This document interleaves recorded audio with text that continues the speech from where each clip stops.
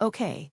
I need to tell you about something that happened last night, because I think it perfectly illustrates why I need Stoicism in my life. I am listening. So I had to send an email to my boss, a pretty important email about a project I have been working on, and I sat down to write it at 8 p.m., and I finished at 11 p.m. 3 hours, 11 drafts. I rewrote that email 11 times. 11 drafts. 11, and the worst part? I still have not sent it.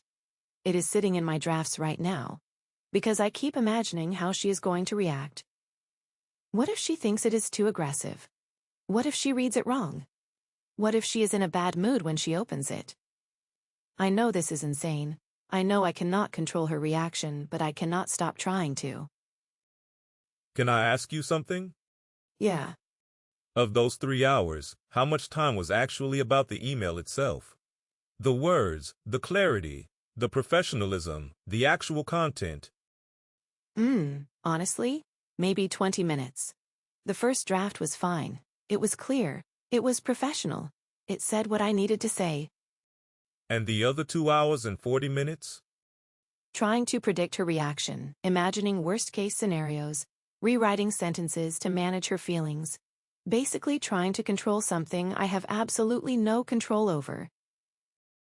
2 hours and 40 minutes spent on something that is not in your power, and that, Ruth, is the single most important concept in all of Stoicism, the one idea that everything else is built on. The dichotomy of control. The dichotomy of control, and it comes from the very first lines of one of the most important texts in Western philosophy, the Enchiridion by Epictetus. Let me read you the opening, because these words have changed more lives than almost any other passage in philosophy. Okay. Some things are within our power, while others are not within our power are opinion, motivation, desire, aversion.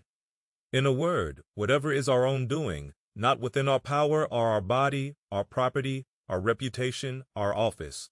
In a word, whatever is not our own doing. Some things are within our power, while others are not. That sounds so simple. It sounds simple. It is the hardest thing you will ever practice, because knowing it and living it are completely different things. You knew you could not control your boss's reaction. You said so yourself, but you spent 2 hours and 40 minutes trying anyway. Ouch. But yeah, you are right. Let me break this down. What you control, your judgments, your effort, your character, your responses, your values, how you treat people, how you show up. That is it. That is the entire list. That is a short list. It is, and here is what you do not control.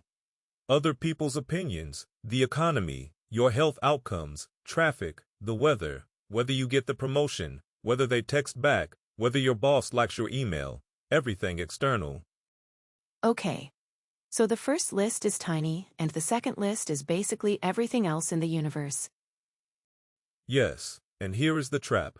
Most of our suffering, most of our anxiety, most of our wasted energy comes from pouring ourselves into the second category.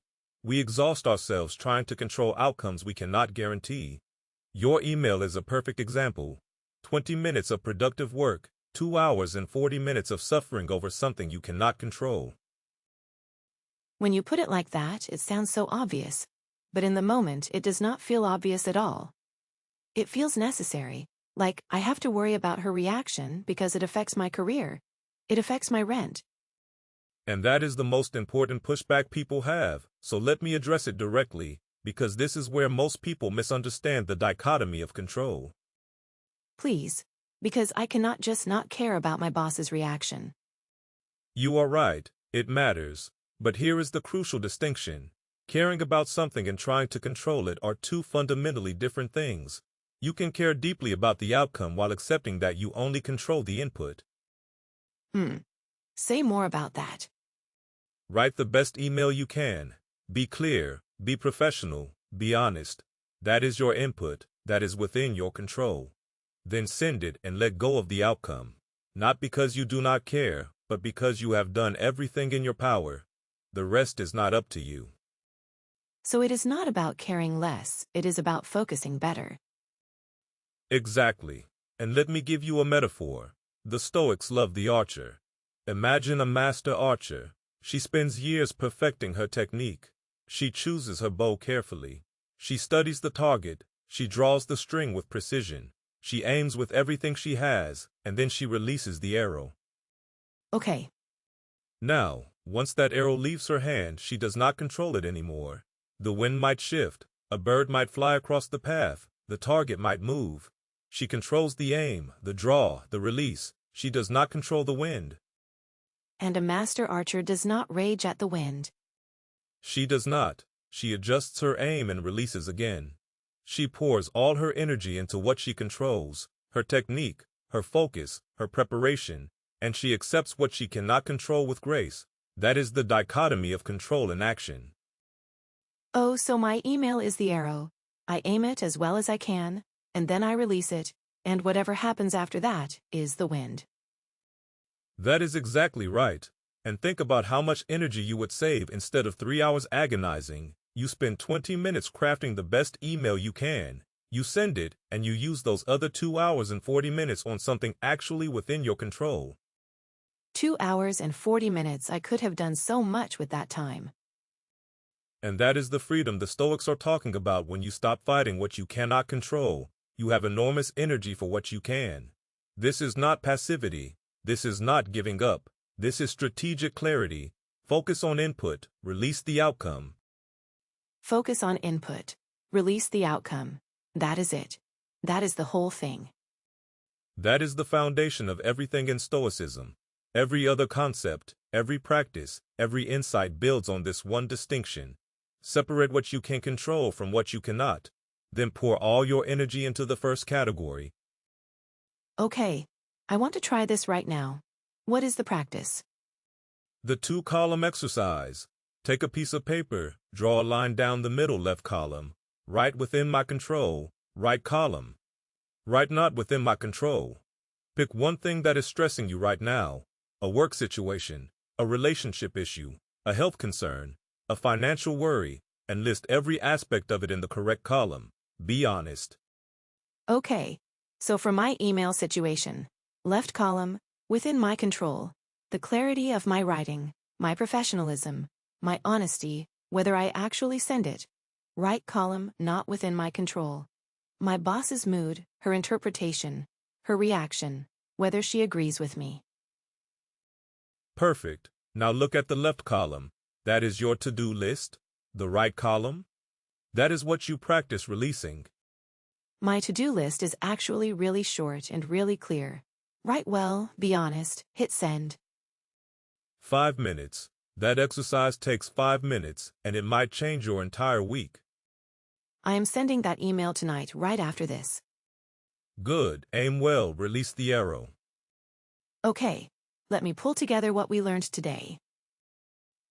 Number 1. The foundation of Stoicism is one distinction. Separate what you can control, which is your judgments, effort, character, and responses, from what you cannot control, which is other people, outcomes, and circumstances. Number 2. Most of our suffering comes from pouring energy into things we cannot control. We exhaust ourselves on outcomes we cannot guarantee. Number 3. Caring about something and trying to control it are fundamentally different. You can care deeply about an outcome, while accepting you only control the input. Number 4. The Stoic archer aims carefully and releases. She does not rage at the wind. Focus on your aim, not the wind. And number 5. The 2-column exercise is the most practical Stoic tool you can use today. List what you control and what you do not. Then focus all your energy on the left column. Perfectly said. Epictetus would be proud. If this idea clicked for you, follow Stoicism mentality wherever you are listening. New episodes every week.